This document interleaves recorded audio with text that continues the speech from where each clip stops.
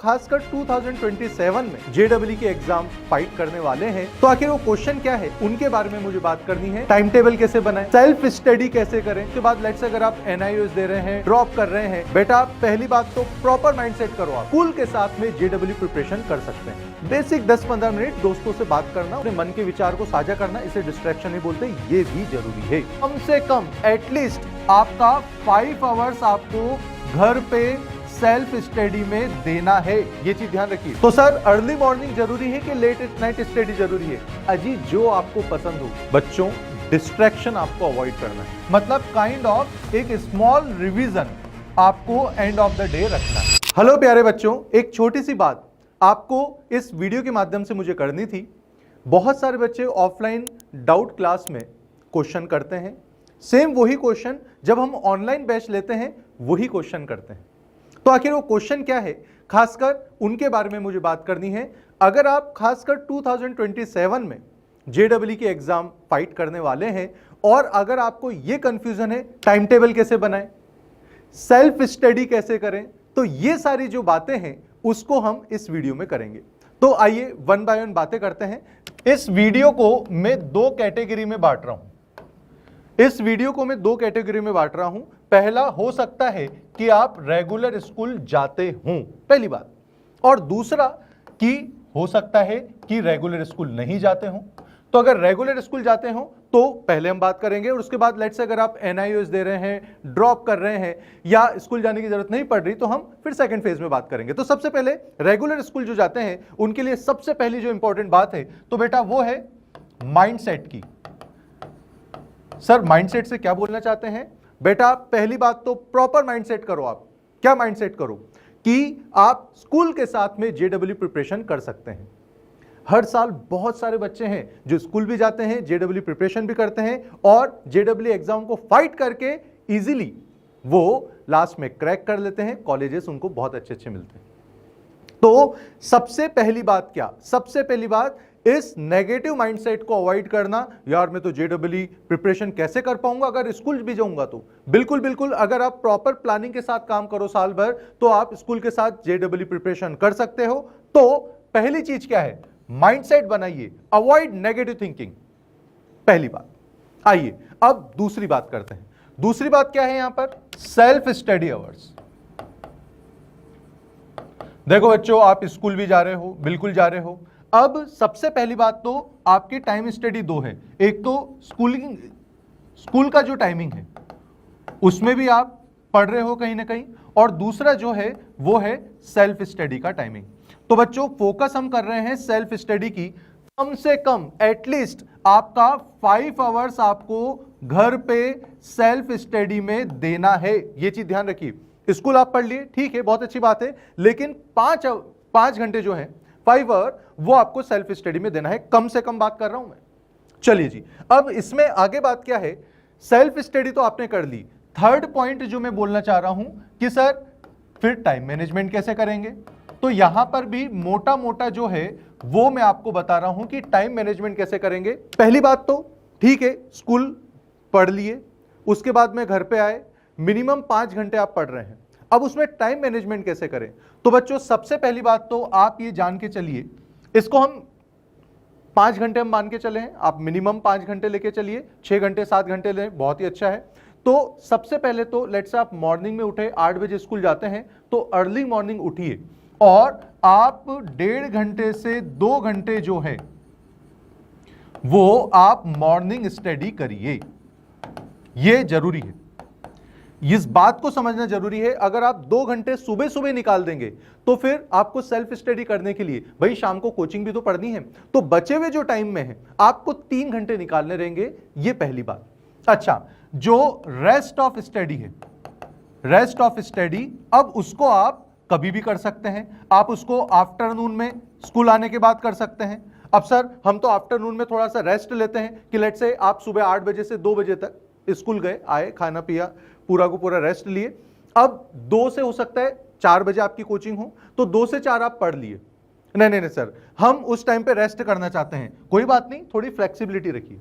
अब आप कोचिंग के बाद में जब नाइट स्टडी होती है उसमें भी पढ़ सकते हैं। अजी 3 घंटे तो आपको निकालने हैं। अब फ्लेक्सिबिलिटी इतनी भी हो सकती है, क्या हो सकती है कि सर मॉर्निंग में हमारा तो 1.5 से 2 घंटे पॉसिबल नहीं हो पा रहा पढ़ना, अरे तो नाइट को फिर आप लेट नाइट स्टडी भी तो कर सकते हैं। तो सर अर्ली मॉर्निंग जरूरी है कि लेट नाइट स्टडी जरूरी है? अजी जो आपको पसंद हो। ऐसे टाइम का देखिए, टाइम मैनेजमेंट प्रॉपर होना चाहिए। फिक्स टाइम टेबल इजीली या प्रैक्टिकली पॉसिबल नहीं है बच्चों। आप देखिए सभी इंसान हैं, अब आपको अगर बोल दिया कि साल भर आप तो सुबह 5 बजे उठो, अजी पॉसिबल नहीं होता। कई बार तबीयत खराब हो जाती है, कभी बार कोई फंक्शन वगैरह आ जाता है, त्योहार आ जाता है, फेस्टिवल आ जाता है, तो ऐसा पॉसिबल नहीं। थोड़ा सा फ्लेक्सिबल, लेकिन जरूरी क्या है, मिनिमम 5 घंटे वो तो पढ़ाई में आपको देने ही देने हैं। इसका मतलब क्या हुआ, टाइम मैनेजमेंट करना सीखो। अगर आप अर्ली मॉर्निंग में 1.5-2 घंटे पढ़ाई का निकाल देते हो, वेल एंड गुड है, फिर दिन भर आपको लोड नहीं रहेगा और रात को आपको 2 से 3 घंटे 4 घंटे आप रात में या लेट नाइट में निकाल सकते हो। सुबह लेट से आपने 1 घंटे ही पढ़ाई को दिए, तो आप दिन में आइए, पढ़ने की जरूरत नहीं है, रेस्ट कीजिए, कोई बहुत बड़ी बात नहीं है। रेस्ट किया, कोचिंग अटेंड करी, अब आप शाम को या रात को फ्री हो गए, फिर बचे हुए टाइमिंग को जो 3 घंटे हैं 4 घंटे हैं उसको लेट नाइट स्टडी तक आप एक्सटेंड कर सकते हैं। यहां तक बात समझे? आइए नेक्स्ट पॉइंट पर आते हैं। देखिए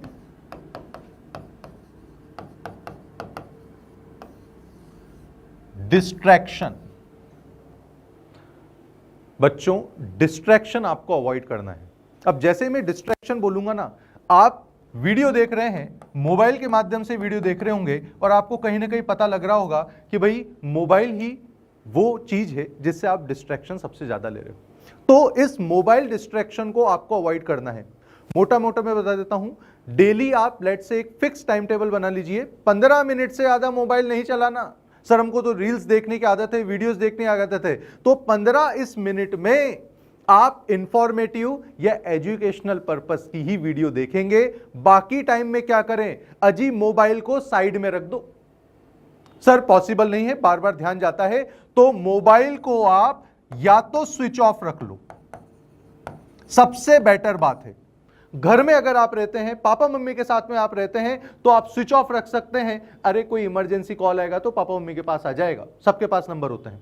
सर हम तो बाहर रहते हैं, घर पे नहीं रहते, तो आप फिर मोबाइल को साइलेंट रख सकते हैं। समझ रहे हो आप, साइलेंट रखो। अच्छा, अगर आप ऑनलाइन स्टडी भी कर रहे हैं, यहां पर ऑनलाइन बच्चों को मैं बात बोल देता हूं, अगर आप ऑनलाइन स्टडी भी कर रहे हैं, आपका या तो मोबाइल साइलेंट मोड में रहेगा और नोटिफिकेशंस ऑफ रहेंगे, तो कोई नोटिफिकेशंस आपके नहीं होंगे। नोटिफिकेशंस जो भी है उसको भी आप बंद कर दीजिए। मोबाइल डिस्ट्रैक्शन से बचना है, यह चीज ध्यान रखिएगा। और आप हर एक ऐप पर टाइम लिमिट लगा सकते हैं, जैसे कि आप जानते हैं, या दूसरी वीडियोस में भी आप देख सकते हैं कैसे हमने बताया कि मोबाइल का फिक्स टाइम कैसे यूज करें। मोबाइल का मैक्सिमम टाइम पीरियड आप ऐप पे लगा सकते हैं। जैसे आप 15 मिनट लगाए, 15 मिनट तक आपने लेट से कोई भी वीडियो देखी, उसके बाद में ऐप ही बंद हो जाएगी, बता देगी भैया आज का कोटा पूरा हो गया, your limit has been reached, अब आप अगले दिन मिलिए। इस तरह से आप जो है डिस्ट्रैक्शन से दूर रह सकते हैं। पहली चीज, सर हम दोस्त से भी नहीं मिल पा रहे, क्यों? क्योंकि दोस्त से मिलने के लिए डिस्ट्रैक्शन हो रहा है। अबे यही तो गलती है तुम्हारी। आप डिस्ट्रैक्शन को और थोड़ा सा माइंड को फ्री रखने को थोड़ा सा डिफरेंस रखिए। मोबाइल आप 1-2 घंटे, अच्छा इसमें क्या बोलना चाह रहा हूं कि जैसे आपका माइंड फ्रेश आपको रखना है, अगर आपको माइंड फ्रेश रखना है, 1-1, 2-2 घंटे मोबाइल की रील देखने से माइंड फ्रेश नहीं होता। आप 15-20 मिनट दोस्तों के साथ में बातें कीजिए, उससे आपका माइंड फ्रेश होगा। 15-20 मिनट अगर आपको लेट से कोई दोस्त नहीं है, तो आपका कोई भी आपका एक आपको आर्ट अच्छी लगती है, ड्राइंग बनाना अच्छा लगता है, तो आपके फेवरेट काम वो कीजिए, उससे आप ये सब डिस्ट्रैक्शन में नहीं आते।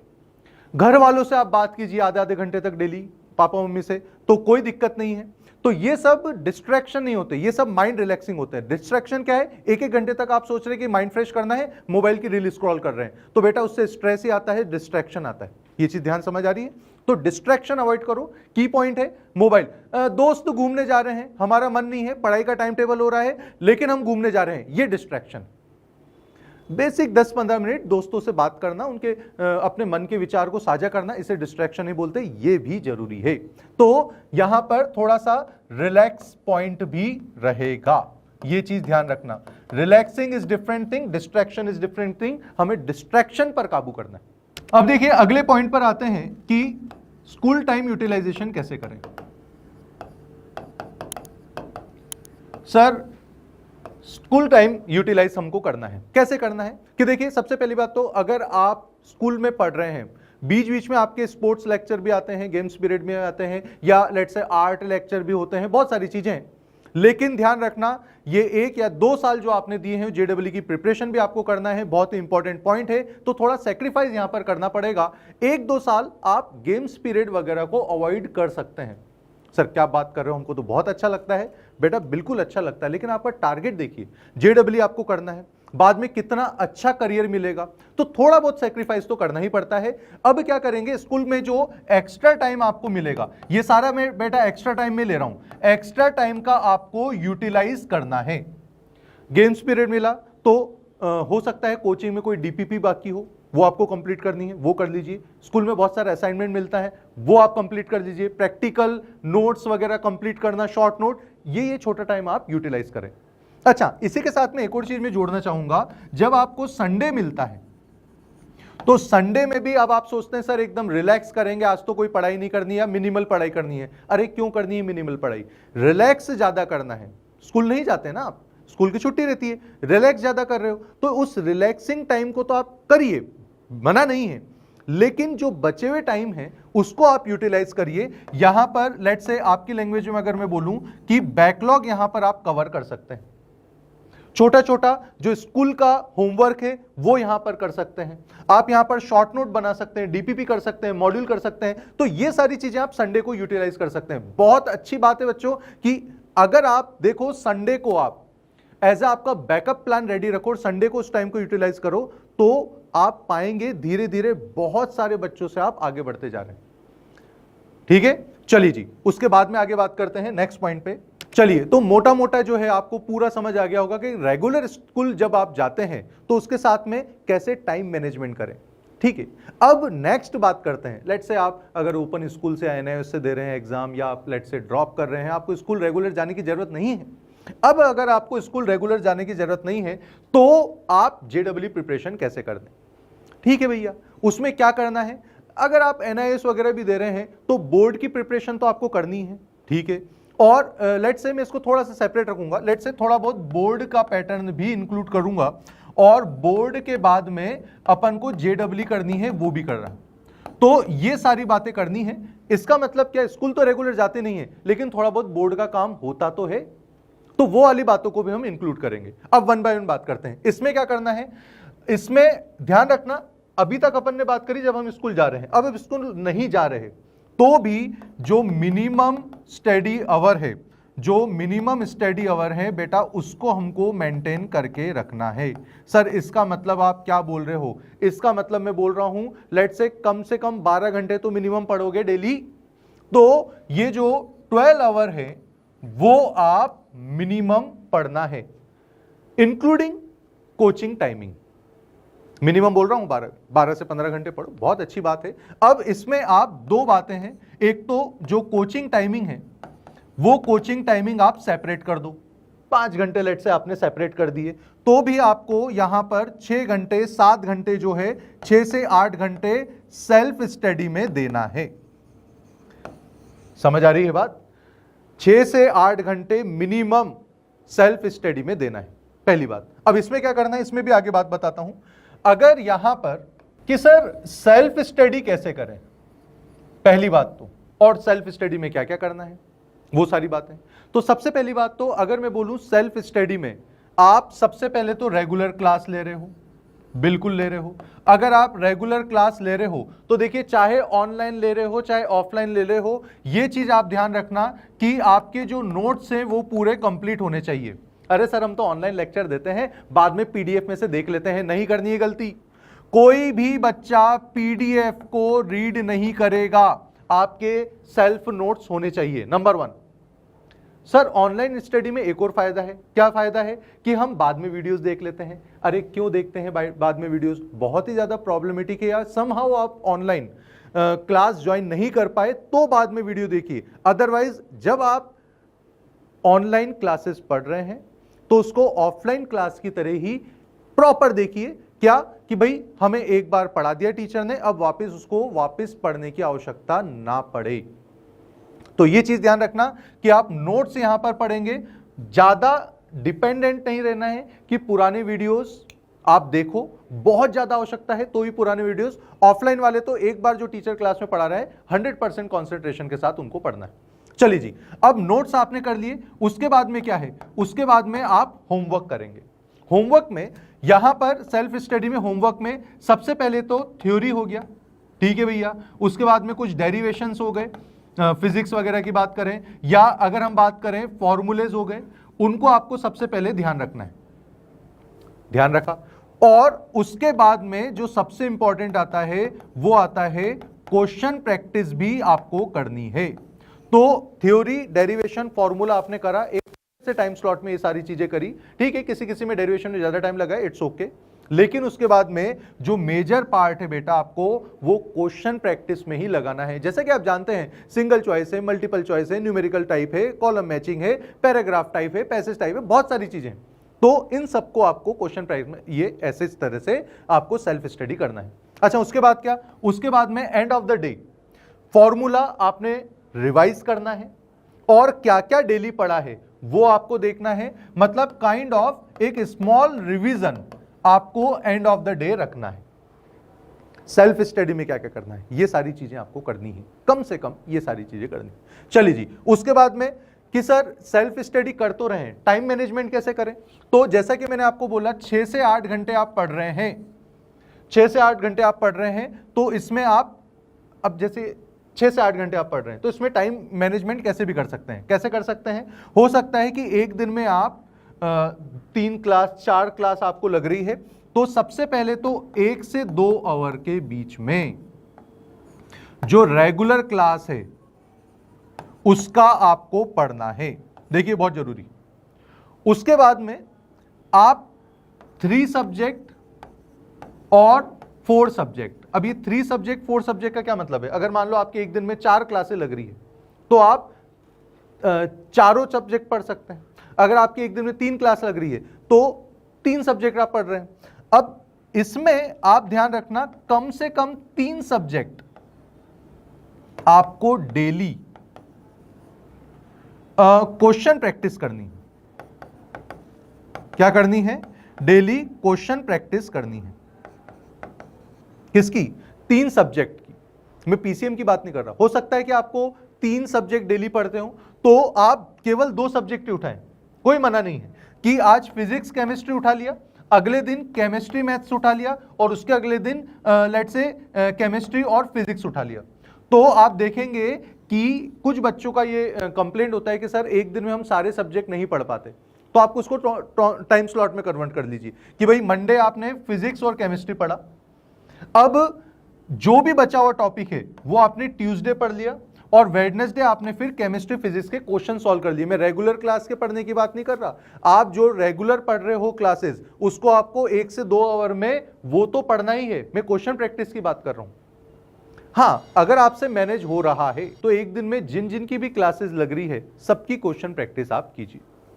यहां तक बात क्लियर है, ओके। अब इसके बाद अपन ने क्या पढ़ा कि भैया अभी क्या देखा समझा अपन ने कि भाई सेल्फ स्टडी में क्या करना है, उसके बाद में टाइम मैनेजमेंट कैसे करना है, उसके बाद में फाइनल वर्डिंग की बात बोल रहा हूं मैं। बेटा फाइनल वर्डिंग में बोलना क्या चाह रहा हूं इस वीडियो में, क्या कि पहली बात तो जो आपकी पढ़ाई है वो कंसिस्टेंट रखनी है, डिस्ट्रैक्शन फ्री स्टडी रखनी है, रिवीजन टाइम टू टाइम करना है। अच्छा, चाहे फिक्स टाइम टेबल बना पाओ चाहे नहीं बना पाओ, लेकिन स्मार्ट टाइम मैनेजमेंट करना है। ये सारी चीजें आप ध्यान रखिए, और वीकली जो है रिवीजन पर जरूर खास ध्यान दें, वीकेंड्स पर वीकली रिवीजन जरूर करना है। तो बच्चों फाइनली इन सारी बातों को ध्यान में रखिए। कंक्लूजन क्या है कि स्टडी नहीं करनी है, स्मार्ट स्टडी करनी है। चाहे फिक्स टाइम टेबल ना हो, लेकिन आपकी प्रोडक्टिविटी बढ़ाने के लिए स्मार्ट टाइम मैनेजमेंट करना है। थोड़ा सा नेचर के हिसाब से खुद को ढालने की कोशिश कीजिए, थोड़ा थोड़ा फ्लेक्सिबल रखिए, अपने आप को फ्री रखिए, स्ट्रेस फ्री रखिए। और भी कोई डाउट आ रहे हैं तो कमेंट सेक्शन में बताइए, उन सारे डाउट को फिर हम नेक्स्ट वीडियोस में चर्चा करेंगे। चलिए, होप सो बहुत सारी चीजें आपकी क्लियर हुई होगी। आगे भी बहुत सारी बातें हैं, मिलते रहेंगे नेक्स्ट वीडियो में। तब तक के लिए ऑल द बेस्ट।